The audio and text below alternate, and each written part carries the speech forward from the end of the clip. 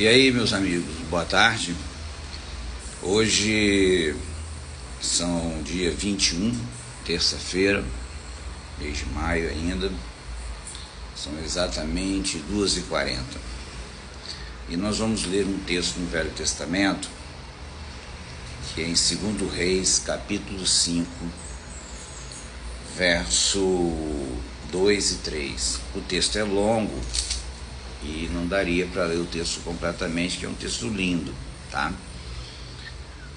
Mas eu acho que todos estão acostumados com esta história, mas vale a pena enfatizar pessoas anônimas aqui, tá?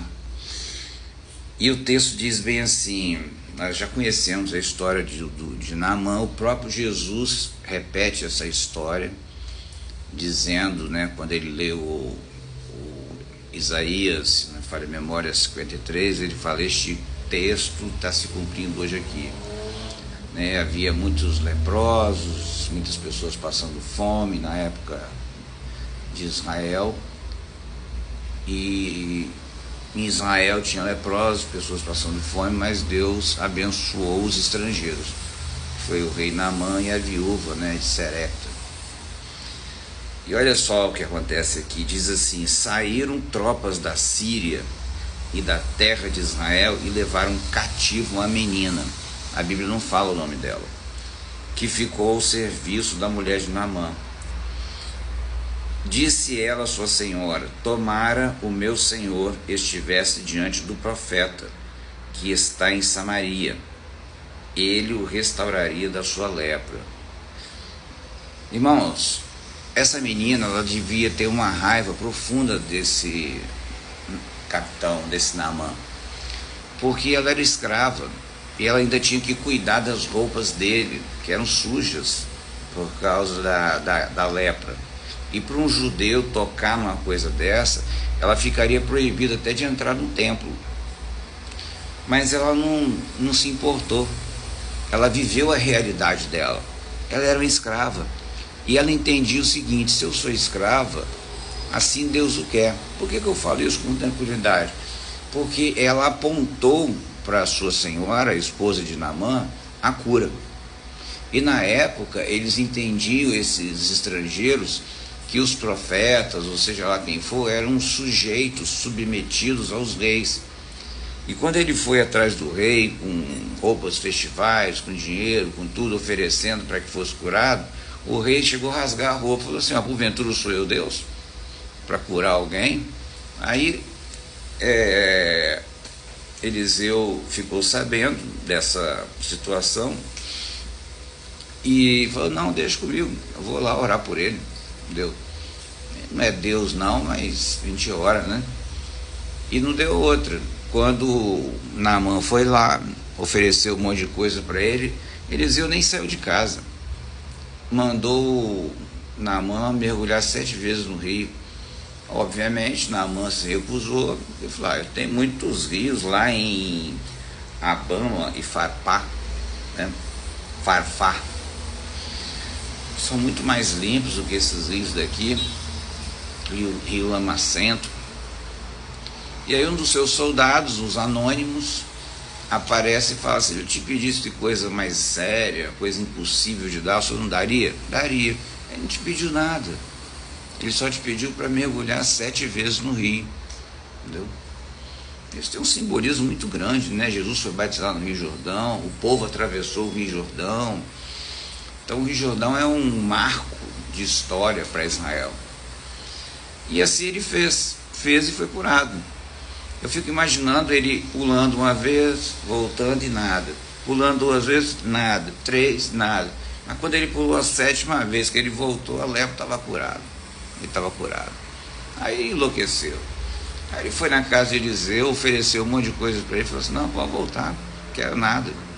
Mas aparece um outro anônimo na história, um tal de Geazi, que era servo de Eliseu, e falou assim: contou uma mentira lá pro Naamã, falou que estava precisando disso, daquilo, para 2 profetas também, que estavam juntos.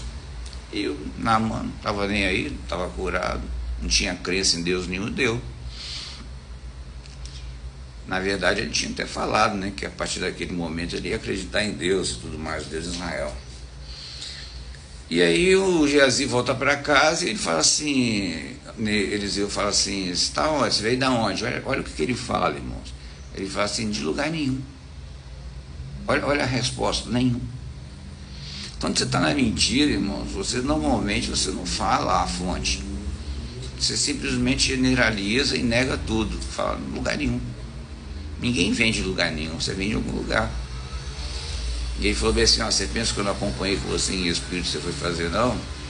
Você pediu lá os donativos, agora você e toda a sua família, quando fala toda a sua família, irmão, fala mulher, filho, periquito, papagaio, cachorro, todo mundo. Vocês vão ter lepra só a vida toda.